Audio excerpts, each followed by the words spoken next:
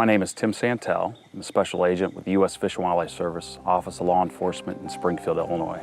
I supervise the wildlife law enforcement programs for the Fish and Wildlife Service in Indiana, Illinois, and Missouri.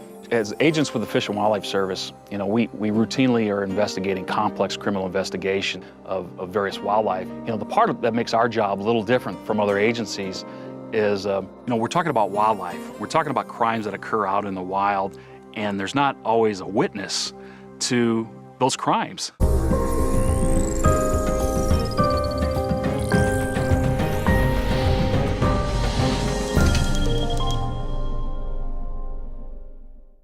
When the undisclosed informant first provided the information to me in this investigation, okay, so there's gonna be 4 tigers, right?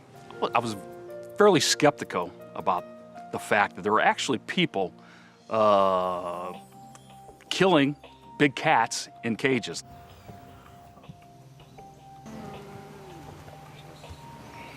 How could people take these animals and shoot them in a cage?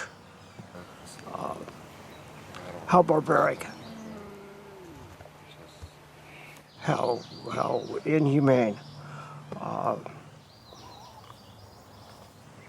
What a lack of understanding of how magnificent these animals are. We accumulated all kinds of evidence in Operation Snowplow. After the bad guys left, we collected shell casings. We collected blood from the animals because we wanted to do DNA to confirm that the animals they killed were indeed either tigers or leopards. For Operation Snowplow, I was asked to give testimony of my findings. All of the evidence that was collected, I was asked to identify those animals. We analyzed the mitochondrial DNA, in fact, the DNA sequence of the mitochondrial DNA.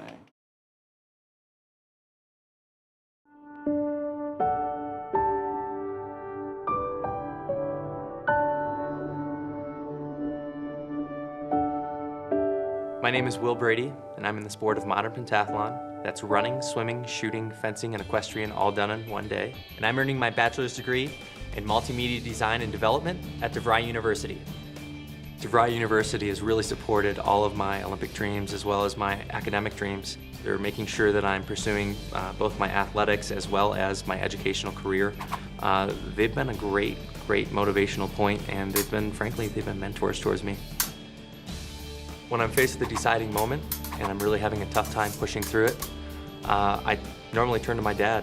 Honestly, he has the right balance of pushing, he supports me in anything that I do.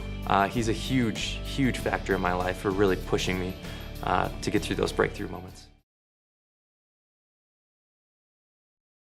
Hi there, I'm Dr. John Wilson. I'm a professor at USC and director of the Spatial Sciences Institute. And one of my responsibilities has been to organise and teach in and direct the Geographic Information Science and Technology Master's Program.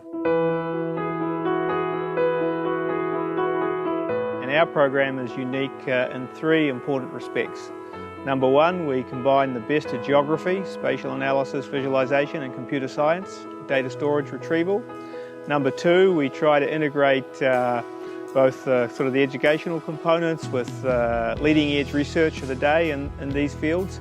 And number 3, we do it in a way that sort of is going to support all sorts of disciplines that are suddenly interested in these technologies. Public health, environmental science, public administration, civil engineering, city, county, state, federal government. These tools are essential today. Most other programs don't have such depth, and they don't have the same breadth. We're sitting here in Catalina because one of our signature classes includes a week experience on a field course.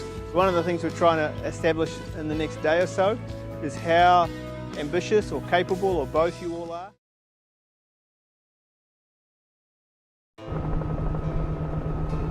Essentially, we take over the scene. We take charge. Our responsibilities are caring for the patient, and do what we have to do in a very short period of time that we have to do it, get our patient back to our aircraft. And just moving along, getting to the hospital as quickly as we can. I tell you what, I'm all jazzed up when we're on final to the ground and going to get a patient, and I'm just, I'm all ready, I got stuff going through my head, I know what I want to do. You're kind of taking everything in, you see guys are are like, you see the panic in their eyes, and it just resolves as soon as we show up. When that patient looks up into my eyes when we're in the helicopter, I want them to feel comfort, that I'm giving them the compassion that they need, and reassure them that I'm going to get them to the hospital safely, alive, and this is going to turn out okay for them.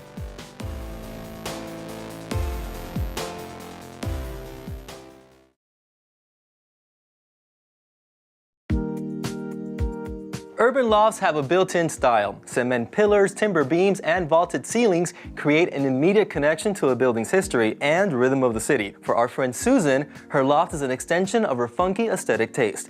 I'm Martin Amato. It's another Saturday morning, and we're gonna see if we can push that funky fashion just a little further and give Susan's kitchen a brand new look to match her style. On this edition of Saturday DIY, Moen Makeovers.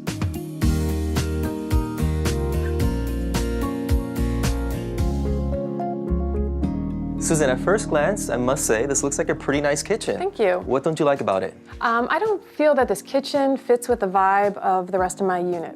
So Susan, there's many things that you can do to give your kitchen more personality, kind of spice it up a little bit, and also embrace and capture that funky, edgy vibe you have going on in your loft. Excellent. So you ready to begin? I'm ready.